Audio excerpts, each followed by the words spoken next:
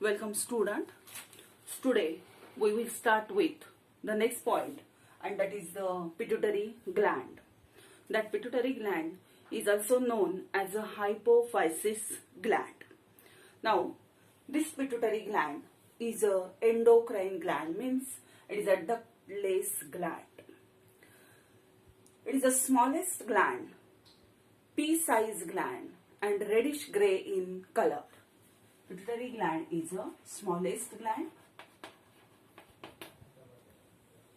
then pea size and reddish gray in color.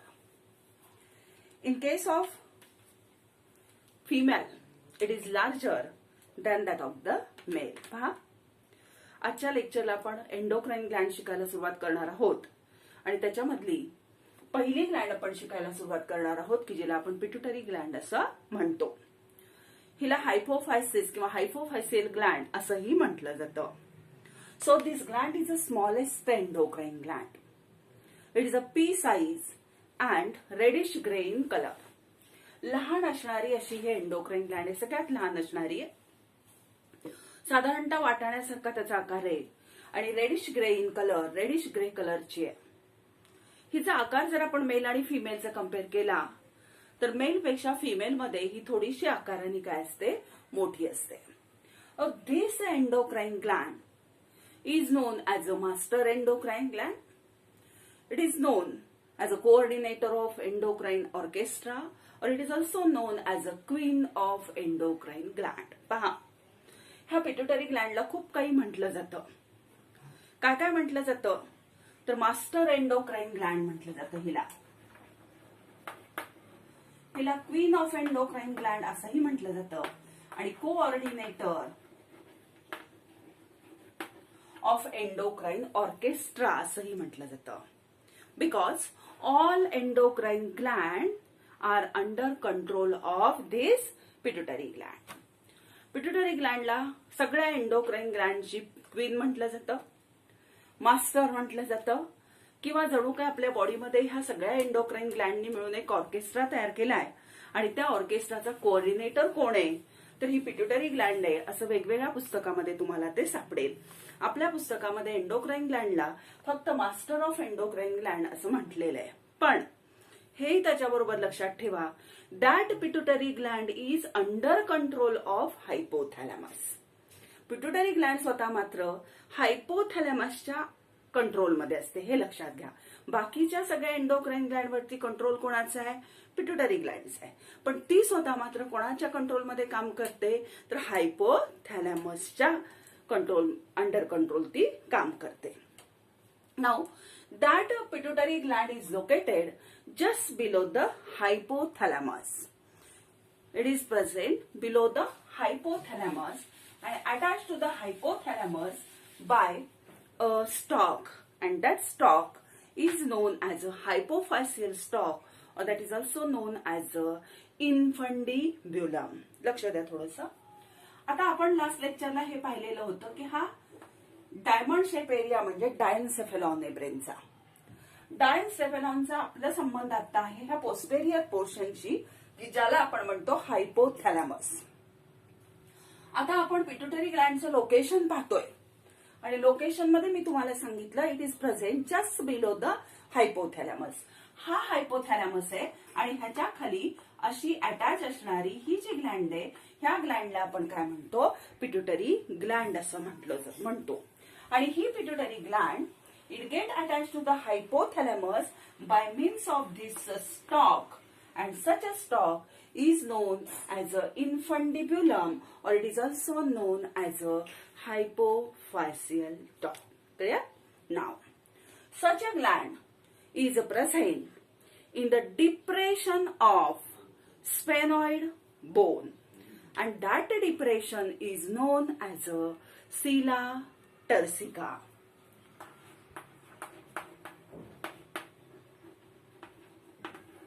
हे लक्षात येते का? पहा, हे एमसीक्यू ला विचारलं जातं.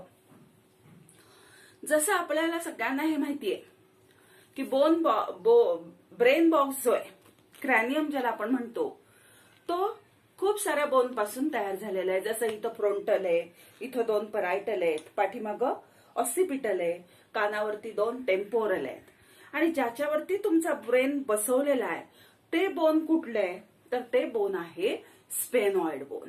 आणि हे जे स्पेनॉइड बोन आहे, ह्या स्पेनॉइड बोनला असं एक डिप्रेशन आहे आणि त्या डिप्रेशन मध्ये ही ग्लँड अशी बसवलेली आहे. हे जे स्पेनॉइड बोनचं डिप्रेशन आहे, ह्या स्पेनॉइड बोनच्या डिप्रेशनला काय म्हटलं जातं, तर दॅट इज नोन ऍज अ सिला turcica. So sella turcica is a depression of sphenoid bone in that depression the pituitary gland is present. Clear?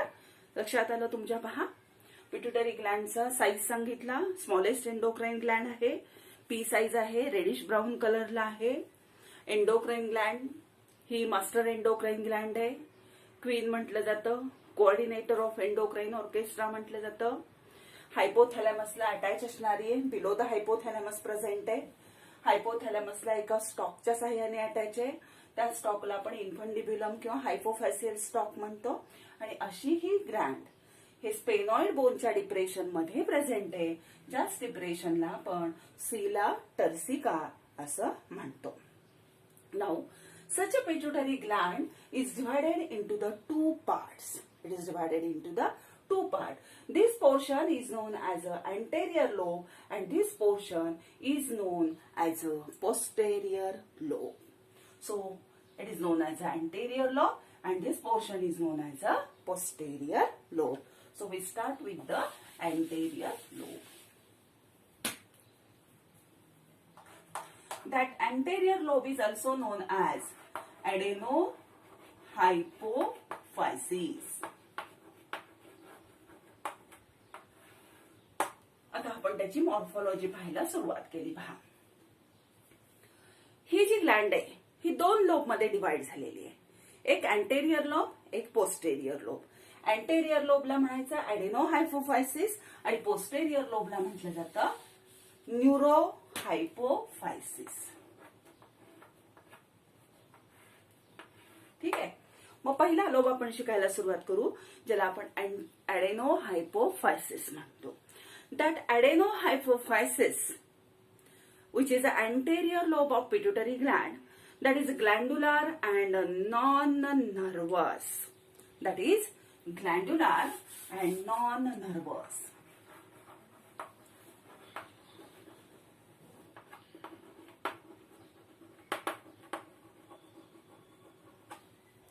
So adenohypophysis is a glandular and non-nervous. And this portion is developed from outward growth of roof of buccal cavity. It is developed from outward growth of roof of buccal cavity, and that outward growth of roof of buccal cavity is known as a Rathke's pouch.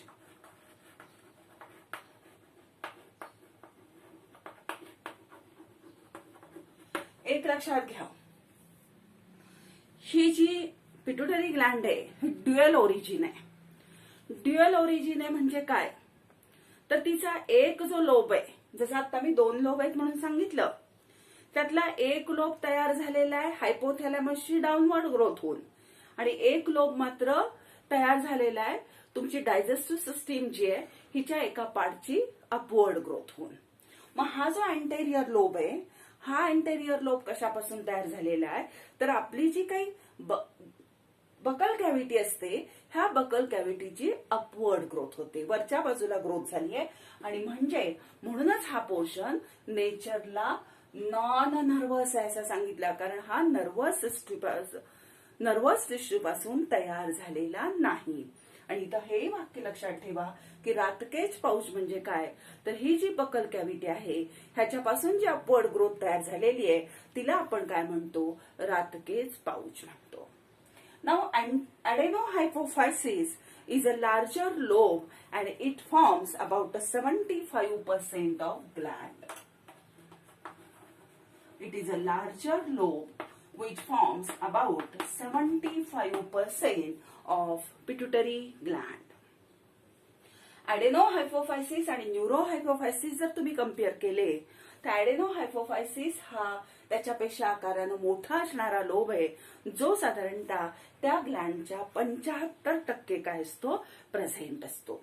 And this lobe is highly cellular and highly vascular. This lobe is highly cellular and vascular.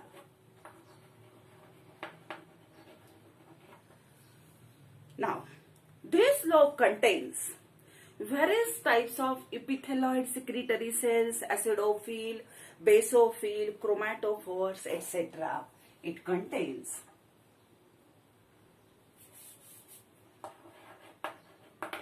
epithelioid secretory cells, acidophils, then basophils, chromatophores, etc. मी परत एकदा सांगते, नीट लक्ष द्या. Pituitary Gland dual ओरिजिनला असं म्हटलं जातं. Dual ओरिजिनला असं का म्हटलं जातं हे पहिली गोष्ट क्लिअर करा. कारण ह्या पिट्युटरी ग्लँडचा एक लोब हा डायजेस्टिव्ह सिस्टीमच्या पार्ट पासून तयार झालेला अपवर्ड ग्रोथ होऊन आणि एक लोब मात्र हायपोथॅलॅमसची डाऊनवर्ड ग्रोथ होऊन तयार झालेला आहे. अशी ही ग्लँड दोन लोब मध्ये डिवाइड झालेली आहे. पहिल्या लोबला आपण ऍडेनोहायपोफायसिस म्हणतो, म्हणजे हा लोब, आणि दुसऱ्या लोबला आपण न्यूरोहायपोफायसिस असं म्हणतो. ऍडेनोहायपोफायसिस हा ग्लँड्युलर पोर्शन आहे त्या ग्लँडचा आणि नॉन नर्व्हस आहे. ग्लँड्युलर म्हणजे तो सिक्रिटरी आहे आणि नॉन नर्व्हस आहे. ह्याचा अर्थ काय, तर हा पार्ट नर्व्हस टिश्यू पासून तयार झालेला नाहीये. म्हणजेच हा कशापासून तयार झालेला असेल, डायजेस्टिव्ह सिस्टीमच्या पार्ट पासून तयार झाला. म्हणजे तो कसा तयार झालाय, तर आपली जी बकल रूफ असतं बकल कॅव्हिटीचं, ह्या रूफची अपवर्ड ग्रोथ झालेली आहे आणि ती अपवर्ड ग्रोथ जाऊन पुन्हा ह्या हायपोथॅलॅमसला काय झालेली आहे, अटॅच झालेली आहे.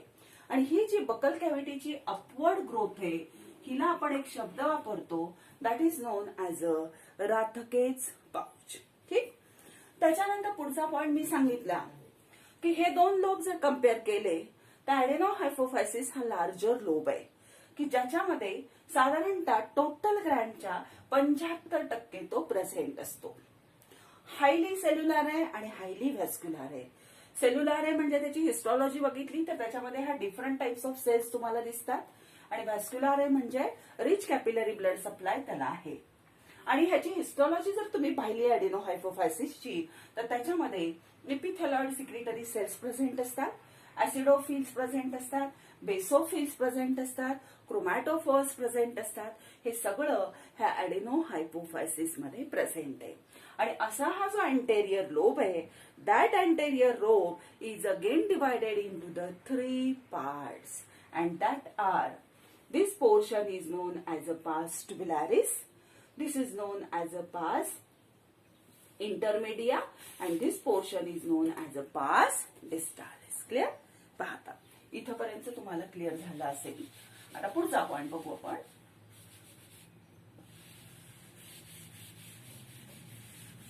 आता ही जी ऍडेनोहायपोफायसिस आहे, पहा, तर ऍडेनोहायपोफायसिस किती पार्ट मध्ये डिवाइड झालेली आहे, तर 3 पार्ट मध्ये डिवाइड झाली आहे. कुठले 3 पार्ट सांगितले, पार्स ट्युबुलारिस म्हणजे हा ट्युब्युलर पोर्शन, पार्स डिस्टालिस म्हणजे हा मोठा पोर्शन, आणि तिसरा पोर्शन सांगितला पार्स इंटरमेडिया. कुठला आहे पार्स इंटरमेडिया, हा. ठीक आहे, पाहता. So the first portion is a पार्स ट्युबुलारिस.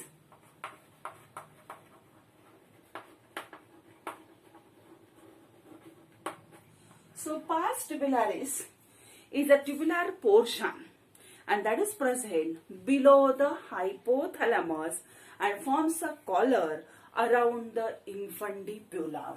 So this portion is a tubular portion present below the hypothalamus and it forms the collar around infundibulum. लक्षात येते का, पहा. ट्यूब लाईक पोर्शन आहे असा ह्याच्या भोवती हा इन्फंटिब्युलम आहे. हायपोथॅलेमसच्या खाली प्रेझेंट आहे. इन्फंटिब्युलमच्या भोवती त्यांना अशी काय तयार केलेली आहे, कॉलर तयार केलेली आहे. असा हा जो ट्युब्युलर पोर्शन आहे ऍडेनोहायपोफायसिसचा त्याला आपण काय म्हणतो, पार्स ट्युब्युलारिस असं म्हणतो. त्याच्यानंतरचा पोर्शन आहे त्याला आपण म्हणतो pars intermedia. So the next portion is known as a pars intermedia. पार्स इंटरमेडिया म्हणजे कुठला पोर्शन, हा पोर्शन छोटासा. So pars intermedia is a reduce portion and that is present in the cleft of, or it is present in between adenohypophysis and neurohypophysis. Adenohypophysis आणि न्यूरोहायपोफायसिस मध्ये हा जो reduce portion तुम्हाला दिसतोय, that reduce portion is known as a pars इंटरमेडिया. And in case of human being, that is not functional or non-functional. लक्षात आलं. पार्स ट्युब्युलारिस बद्दल सांगितलं. ट्युब्युलर पोर्शन आहे, हायपोथॅलेमसच्या खाली प्रेझेंट आहे आणि इन्फंटिब्युलमच्या भोवती त्यानं कॉलर तयार केलेली आहे. पार्स इंटरमेडिया बद्दल सांगितलं की हा रिड्यूस पोर्शन आहे आणि अँटेरियर लोब आणि पोस्टेरियर लोब ह्यांच्यामध्ये असणारा पोर्शन आहे. आपल्यामध्ये तो वेल डेव्हलप नसतो आणि तो नॉन फंक्शनल आहे. ठीक आहे. अँड लास्ट पोर्शन इज पार्स डिस्टालिस. Pars distalis.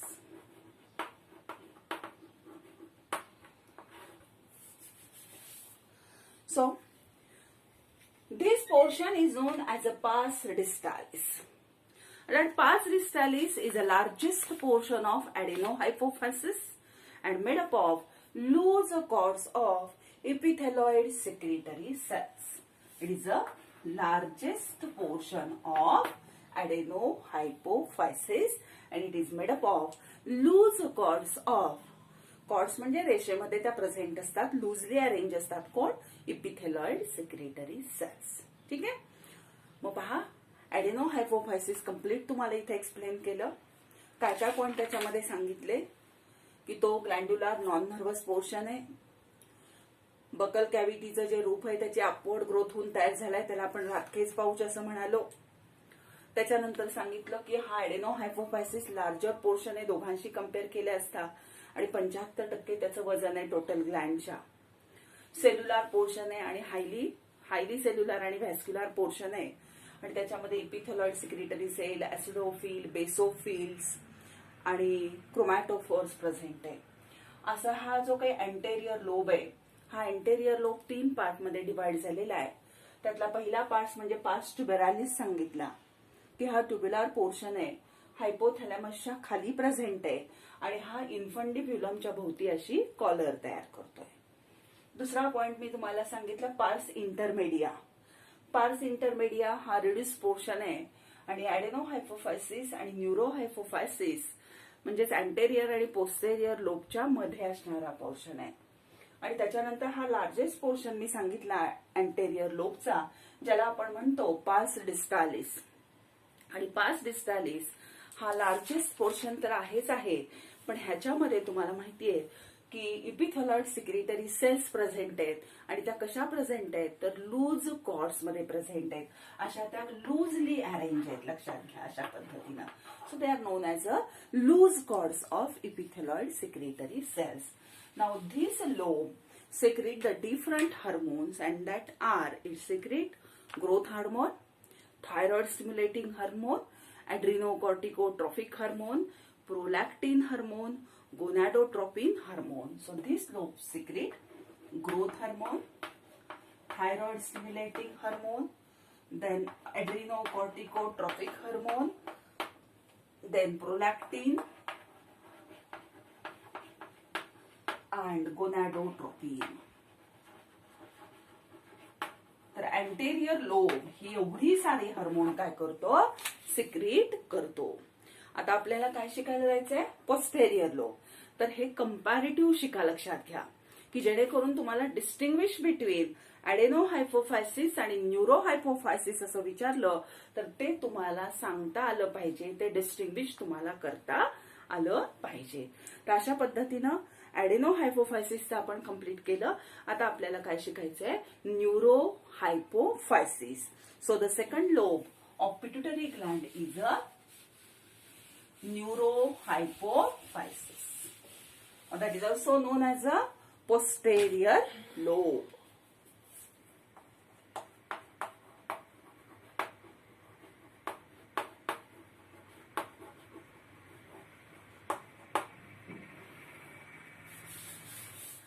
So neurohypophysis is also known as a posterior lobe, means this lobe.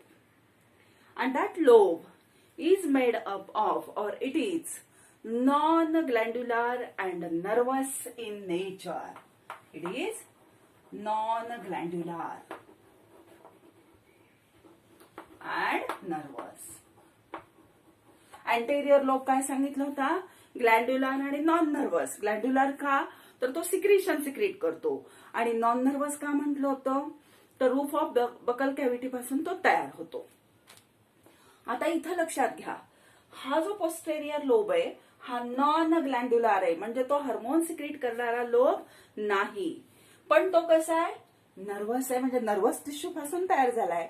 So it is develop from downward growth of hypothalamus. It is develop from downward growth of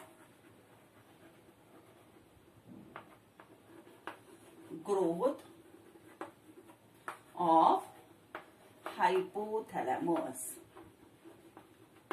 म्हणजे पहा, हा hypothalamus आहे, ह्या हायपोथॅलॅमसची downward growth होऊन हा एवढाच lobe तयार झालाय, पण हा लोब मात्र आपली जी काही बकल कॅव्हिटी आहे त्याची अपवर्ड ग्रोथ होऊन तयार होऊन असा इथं जाऊन इन्फंडिब्युलमला किंवा हायपोथॅलॅमसला अटॅच झालेला आहे. Now this lobe is a smaller lobe and constitute about 25% of gland. It is a smaller lobe. आता स्मॉलर कोणाशी कम्पेअर केला असता, ॲडेनोहायपोफायसिसशी. ॲडेनोहायपोफायसिस हा लार्जर लोब आहे आणि 75% ऑफ टोटल ग्लँड आहे, and this is a smaller lobe and it contribute about 25% of total gland. Total ग्लँडच्या 25% याचं वजन असतं, म्हणून ह्या लोबला आपण काय म्हणालो आहोत, that is a smaller lobe. And such a lobe is again divided into the 3 parts, and that parts are, first portion is known as a median eminence, means this portion. Then second is known as a infundibulum, and third portion is known as a pars nervosa. Clear? पहा, मी परत एकदा सांगते. न्यूरोहायपोफायसिस म्हणजे posterior lobe आहे ग्लँडचा. हा lobe non ग्लँड्युलर आणि nervous आहे. त्याच्यानंतर पुढे सांगितलं की हा तयार कसा झालाय, तर आपल्या हायपोथॅलॅमसची डाउनवर्ड ग्रोथ तयार झाली आहे आणि डाउनवर्ड ग्रोथ होऊन हा तयार झाला. ॲडेनोहायपोफायसिस आणि न्यूरोहायपोफायसिस मध्ये कम्पेअर केला असता, न्यूरोहायपोफायसिस हा स्मॉलर लोब आहे, कारण तो साधारणतः टोटल ग्लँडच्या फक्त 25%च प्रेझेंट आहे. आणि असा हा लोब किती पार्ट मध्ये डिवाइड झालेला आहे, तर 3 पार्ट मध्ये डिवाइड झालाय. आणि ते पार्ट कुठले, तर त्यातला फर्स्ट पार्ट म्हणजे पार्स नरोसा, दुसरा आहे इन्फंडिब्युलम आणि तिसरा आहे मेडियन इमिनन्स. पहा, हा पहिला मेडियन इमिनन्स, दुसरा इन्फंडिब्युलम आणि तिसरा पार्स नरोसा. मग आता ह्याचे एक एक पार्ट आपण शिकायला सुरुवात करू. पहिला पार्ट घ्या, median इमिनन्स.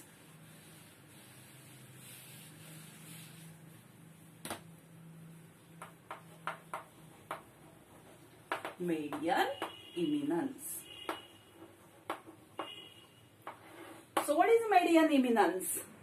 Median eminence is the middle southern portion of hypothalamus. हा जो हायपोथॅलॅमस आहे, ह्या हायपोथॅलॅमसचा मध्यभागी असणारा, सोलन असणारा, फुगीर असणारा जो पोर्शन आहे त्या पोर्शनला आपण काय म्हणतो, मेडियन इमिनन्स म्हणतो.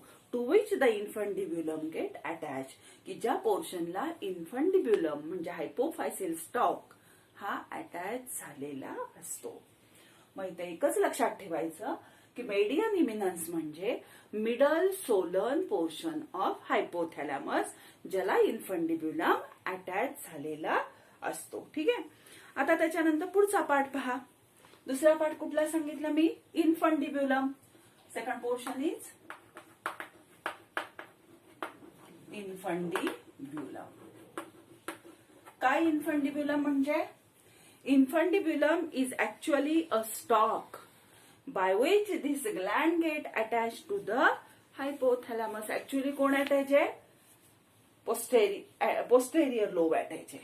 So infundibulum is a stalk. हा एक दांडा आहे की ज्याच्या साह्यानं ही ग्लँड हायपोथॅलॅमसला अटॅच आहे. त्या दांड्याला आपण काय म्हणतो? तर त्याला आपण इन्फंडिब्युलम असं म्हणतो. आणि तिसरा पोर्शन म्हणजे हा पोर्शन, ज्या पोर्शनला आपण पार्स नरोसा म्हणतो.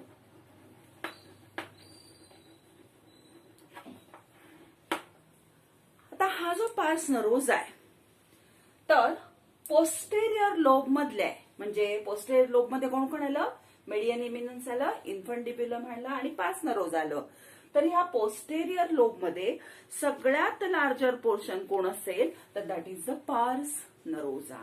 So the pars nervosa is the largest portion of posterior lobe, not the gland, of posterior lobe. Now, this lobe act as a storage area for secretion of hypothalamus. It act as a storage area for secretion of hypothalamus. हे वाक्य नीट लक्षात घ्या. हायपोथॅलॅमसचं जे secretion आहे ते secretion फक्त store करण्यासाठी वापरला जाणारा एरिया म्हणजे कोण आहे? तर पार्स नरोसा.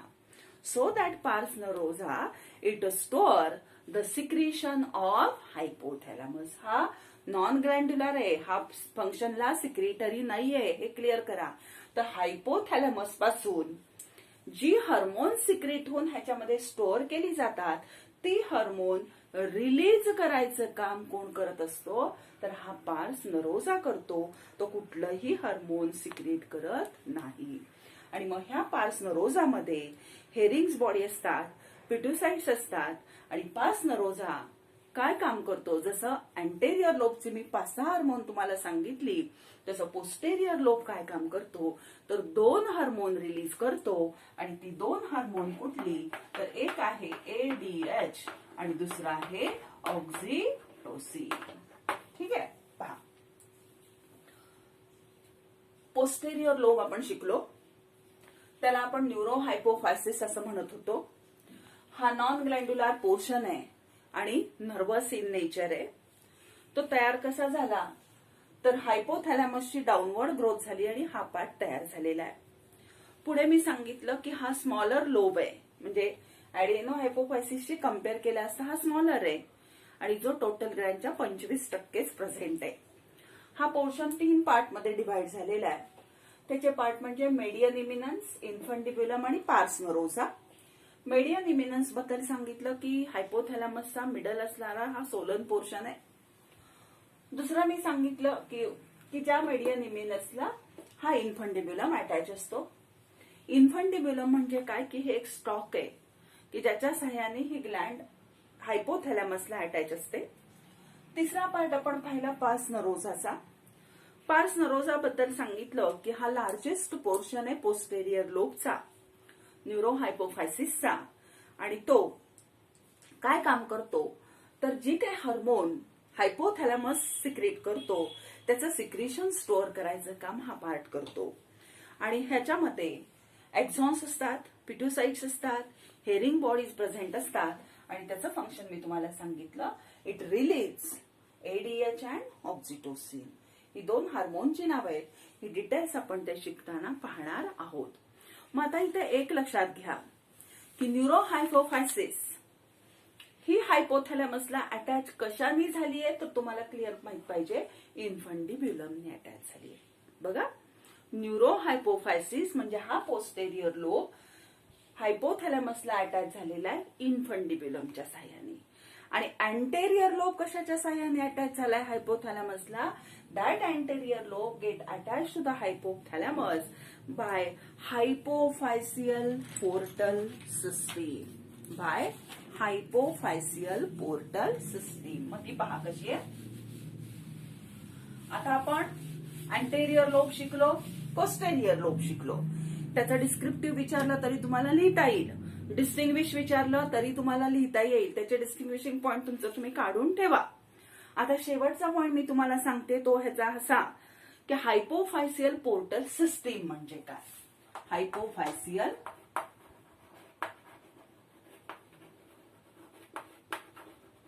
Portal system.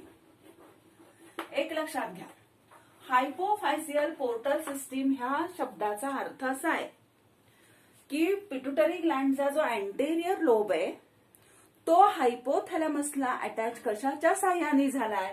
तर हायपोफायसियल पोर्टल सिस्टीमच्या साह्याने झालाय. आणि पोस्टेरियर लोब कशाच्या साह्याने अटॅच झालाय?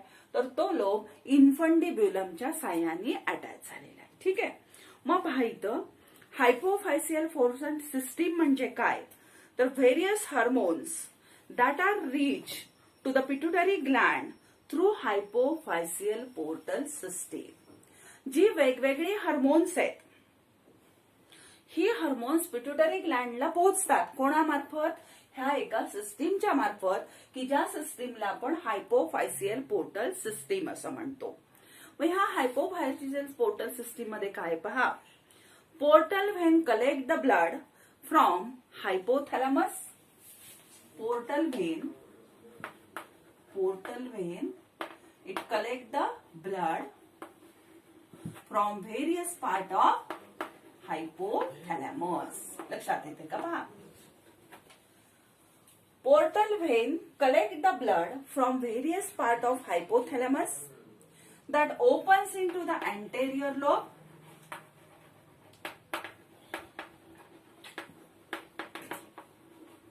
Anterior lobe and from pituitary gland when carries the blood into superior vena cava. Hypophyseal portal सिस्टीमच्या साह्यानं अँटेरियर लोब हायपोथॅलॅमसला अटॅच झालाय. वेगवेगळी हार्मोन्स पिट्युटरी ग्लँड पर्यंत पोहोचतात. कशाच्या मार्फत? हायपोफायसियल पोर्टल सिस्टीमच्या मार्फत.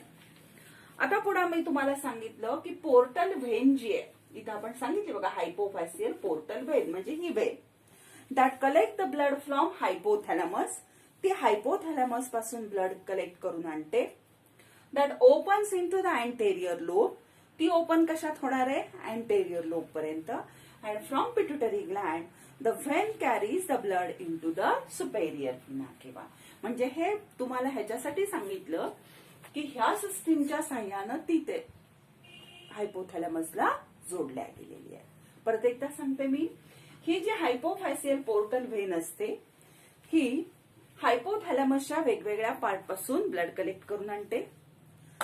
ते ब्लड इथं ओपन होतं म्हणजे अँटेरियर लोब मध्ये ओपन होतं आणि पिट्युटरी ग्लँड पासून हीच व्हेन ब्लड कॅरी करते आणि ही व्हेन कॅरी करून ती कशामध्ये ओपन होते? तर सुपेरियर व्हेना केवा म्हणजे हार्मोन्स हे डिस्ट्रीब्युट केली जातात. ठीक आहे. That is about the morphology of pituitary gland. ही खूप महत्वाची ग्लँड आहे. ही त्याची सगळी मॉर्फोलॉजी झाली. ही आपण आजच्या लेक्चरला इथं कंप्लीट केलेली